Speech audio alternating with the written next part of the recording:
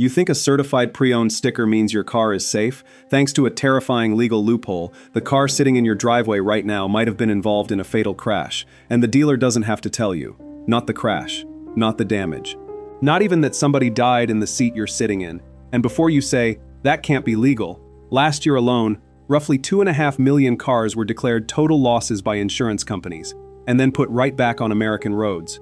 I'm going to show you exactly how a death car gets a second life, the paperwork trick that erases its past, and the one thing you can do to make sure you never buy one. Let me tell you about a car. July 2025, Woods Cross, Utah.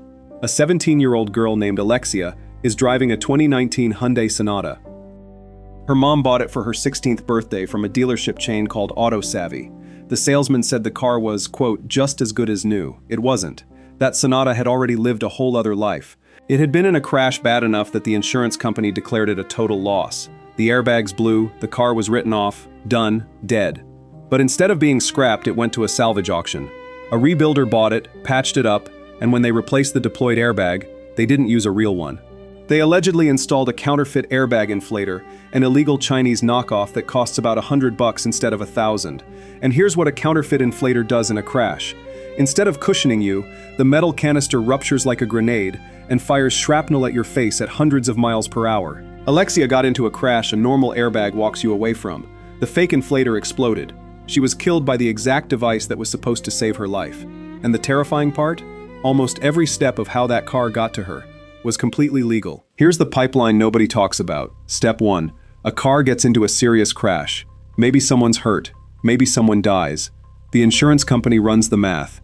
If repairs cost more than about 75% of the car's value, the exact number depends on the state, they total it. The car legally dies. Its title gets branded. Salvage. Step 2. The insurance company doesn't crush it. They sell it. At massive online salvage auctions where anyone can watch totaled, burned, flooded, fatal crash vehicles get bid on like eBay collectibles. Millions of cars a year move through these auctions. Step 3. A rebuilder buys it for pennies on the dollar. Their entire business model is spending as little as possible to make the car look, not be, look, normal again. Straighten the frame just enough. Fill, sand, paint. And the airbags? A real replacement module can run over $1,000 each. So corner-cutting shops turn to sketchy online marketplaces, or worse. Investigators have found rebuilt cars with airbag cavities stuffed with rags, covers glued shut over nothing, and warning lights disabled so you'd never know. Step 4. The car passes a state inspection. And here's the kicker. No state has a pre-sale inspection that verifies the airbags are real. The title gets rebranded rebuilt, and it's legal to sell. Step 5. It lands on a lot, gets detailed until it sparkles, and gets sold to a family shopping for a safe first car. Because rebuilt cars are cheap, and cheap cars attract the exact buyers who can least afford to be wrong. A car someone died in, resurrected with a fake airbag, sold to a teenager. That's not a glitch in the system. That is the system. Now you might be thinking, but the title says rebuilt. At least buyers are warned, right? Only if the brand survives. And there's a trick that makes it disappear. It's called title washing. Here's the loophole. There is no federal standard for car titles. Every state runs its own system, with its own damage brands and its own rules. So take a car branded salvage in one state, re-register it in a state with weaker branding laws, and the new state can issue a title with no brand at all. The history doesn't transfer. The stamp vanishes. Paper laundering, for cars. The government's answer to this is a national database called NMVTIS. Every state is supposed to report every salvage title into one system so brands can't slip through state lines. Sounds great, except as of recently, 6 states and Washington, D.C. still weren't reporting into it. So the official federal safety net, the one specifically built to stop title washing, has holes the size of entire states. You can run a car through those gaps like a car wash for paperwork. And the vehicle history report you're relying on? Carfax only knows what got reported. A crash handled in cash, never claimed on insurance, never hits the report at all. A clean Carfax doesn't mean a clean car. It means a clean paper trail. Those are very different things. Okay, but surely the magic words, certified pre-owned, protect you. That's the whole point of paying extra, right? Let me tell you what the Federal Trade Commission, the government agency in charge of this, actually decided. In 2016, the FTC went after General Motors and 2 big dealer groups for advertising certified used cars with a 172-point rigorous inspection. while some of those cars had open, unrepaired safety recalls. Deadly defect level recalls. And the settlement? The FTC didn't ban selling them. Dealers can still sell you a certified, rigorously inspected used car with an unrepaired safety recall, as long as a disclosure appears somewhere near the ad. Consumer groups were so outraged, they sued the FTC over it. The deal stood. And it gets crazier. It is illegal, federal law, for a dealer to sell you a new car with an open safety recall. Rental companies? Banned from renting them. But a used car with the exact same deadly defect? Perfectly legal in almost every state. Same car, same defect, different paperwork. Want to know what that costs? Remember the Takata airbag scandal, the largest, deadliest auto recall in history. 67 million airbags that can explode and throw shrapnel. Dozens of Americans dead. Here's the detail everyone missed. A huge share of the victims were driving used cars. Because when a car gets resold, second owner, third owner, the recall notices go to the wrong address. One victim, Delia Robles, was driving a Civic that had changed hands 3 times. Nobody in that chain ever knew about the recall. She drove into a low-speed collision, a fender bender, and the airbag killed her. The manufacturer knew. The government knew. The system just had no way to tell her. So why does this loophole exist?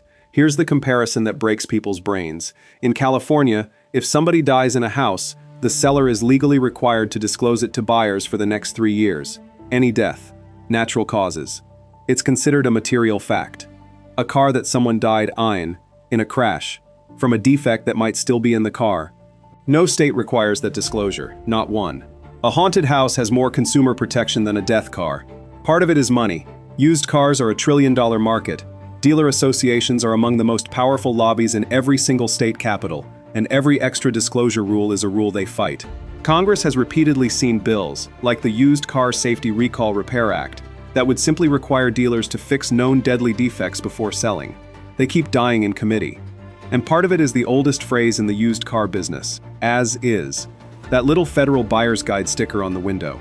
Most buyers think it means no warranty on future repairs. What it legally does is shift the entire burden of discovering the car's past onto you. Meanwhile, the supply side is exploding. When Hurricane Helene and Milton hit in 2024, around 347,000 cars got flood damaged in a few weeks. Flooded cars are ticking time bombs, corroded airbag electronics, brake systems, ECUs that fail months later. And history reports estimate hundreds of thousands of water-damaged cars are quietly back on the road right now, many hundreds of miles from any hurricane, in states where nobody thinks to check. Alright, here's how you actually protect yourself, in 5 moves. Screenshot this. 1. Run the VIN through 2 systems, not one.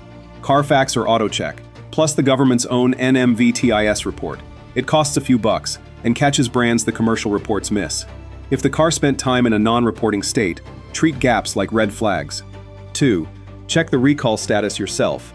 nhtsa.gov/recalls, type the VIN, 10 seconds, free. Never assume a dealer did this. In most states, they legally don't have to. 3. Pay for an independent pre-purchase inspection. Not the dealer's mechanic, your mechanic, on a lift, $100 to $200. Have them check paint thickness, frame welds, and pull the airbag system codes. A disabled airbag light is a walk away. Instantly. 4. Learn the 2-minute flood check. Musty smell under new air freshener. Water lines in the headlights, rust on seat rails and under dash bolts, damp carpet padding, fog inside gauges. Any 2 of those together? Walk. 5. If the price looks too good against every comparable listing, that discount is the disclosure. The market already knows something the paperwork isn't telling you. Believe the price. The used car system isn't broken. It's working exactly as designed. Designed to move metal, not to tell you the truth. The title can be washed, the report can be blind, the sticker can say certified, and none of it is required to mention the person who didn't survive the last crash. So the next time a salesman tells you a car is just as good as new, remember that's exactly what they told Alexia's mom. If this kept one of you from buying a death car, subscribe, because next video, I'm exposing another legal loophole that's hiding in plain sight. See you there.